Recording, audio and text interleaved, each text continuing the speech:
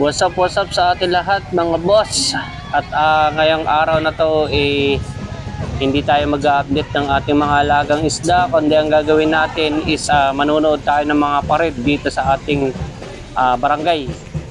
Dito sa Barangay Labuan, Sangkintin, Pangasinan. Right. So kung makikita nyo yung mga ano nila dyan, mga dekorasyon ng mga sasakyan nila is napakaganda. Ayan, katulad dito. Astig na astig. Ito yung sasakyan ng Prince at ang Princess. Ayan. Uy. Ang ganda naman talaga kung titignan nyo. Ayan, punong-puno ng lubo. Yellow in white. So ito naman black, red, and yellow ang motif nila. So ayan. At itong mga ano natin dito, mga bata, for 15 years bumalik ulit ang Drum in Lyre Corporation ng Labuan, Sangkintin. So ayan. And napaka-astig. At ang galing naman talaga nilang ano. Ito ang kakaiba. Yung mga dati ang mga lyre isinahawakan, ngayon napakalaki. Hinahawakan na lang. Ayan. So napakaganda naman talaga nilang tignan. So panoorin lang natin to mga boss.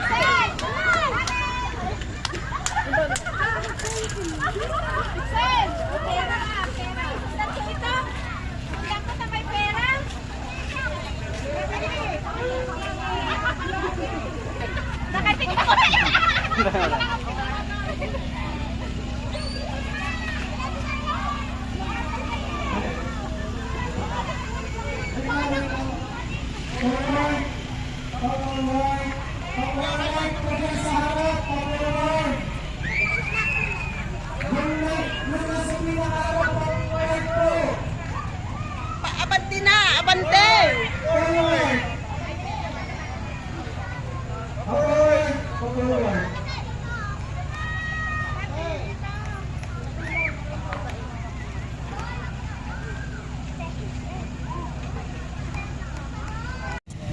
So ayan, kung makikita nyo, ito, kanino to? Ni Anika karon. Kay Anika. Yun, ganda ng sasakyan ni Anika. Girl na girl. Hindi, ito. Ay, Kanina yung isa. hindi ako mo. Ito kay Anika. Kay ko atinin yang galing nga ako. Ganda. Nagawat dato. Ayan, ang ganda ng sasakyan ni Anika. Girl na girl. At ito naman yung sasakyan ni Utol. Kung titignan nyo, napakasimple lang. Harap at likod dyan na merong banner nila Prince at ng kanyang partner. So parehas na yan, mga pamangkin natin yan. So ayan. Tapos na kasi silang umikot. Nagpared dito sa parte ng Labuan, Sangkintin hanggang Labuan, Umingan. So ang nangyari, yan, bumalik na sila ng school. Ay, So ito naman yung kay kay Zian. Ay, sorry. Kay Axel. Axel. Yan. Si Axel J. Ayan. Ang ganda ng niya. Sinasakyan niya. Parang pinagbinga lang sa sa Baguio. Jams. Yan, oh. Astig, oh. Yan. So, hindi na nila pinasok doon sa loob ng school kasi hindi nakasya sa sobrang laki. At ito naman yung mga bata na nakasakay dito. Ayan. So, ang laki talaga ng sasakyan ni Prince at ng kanyang princess. Tapos ito naman yung mga iba. Hindi ko na lang sila makuhanan ng yung mga pangalan kasi unang-una hindi kasi natin kakilala itong mga bata na to kasi hindi naman na kasi tayo dito tumira ng matagal na panahon. At ito rin yung mga nagpa-vlog. Yan. So 15 years mula nung nawala ang Drop-in Land sa Labuan, ngayon ulit na ibalik. So ito yung Labuan sa Quinten Drop-in Land Corporation. Yan. So kahit na napakainit, umagang-umaga ay mainit, makikita mo yung naman yung mga bata. Sobrang saya nila habang nag-drum, habang nag-perform sila. Ayan.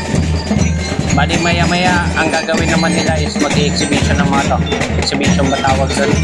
Para mag-perform ulit sa loob ng school. Ayan. Yan. Ganda na kanan nila, no? Oh, may tagakatak. Oh, apat, oh. Astig. Apat yung niya. Drum niya. Parang yung iba dito hindi tagalabuan yung mga nagda-drum, no? Hindi. Pati itong malaki na Tayo. ang tawag dyan sa malaking drum na yan. Hindi ka na okay. Tagalawan namin. Tagalabuan yung mga yan. Ano?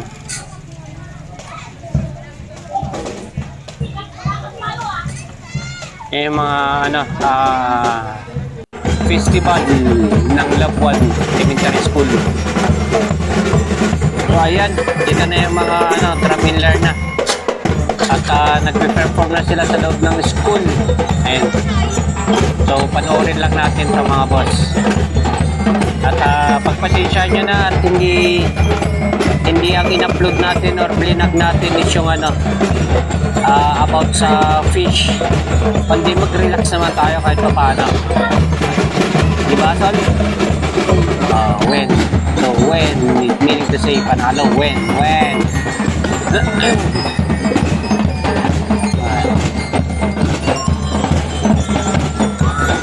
So, sa mga natin dyan, manunood natin dyan, ayan. Pakishare nyo na lang itong mga to at nang mapanood din ng iba na hindi nakakuha ng video. At subscribe na rin kayo sa aking YouTube channel.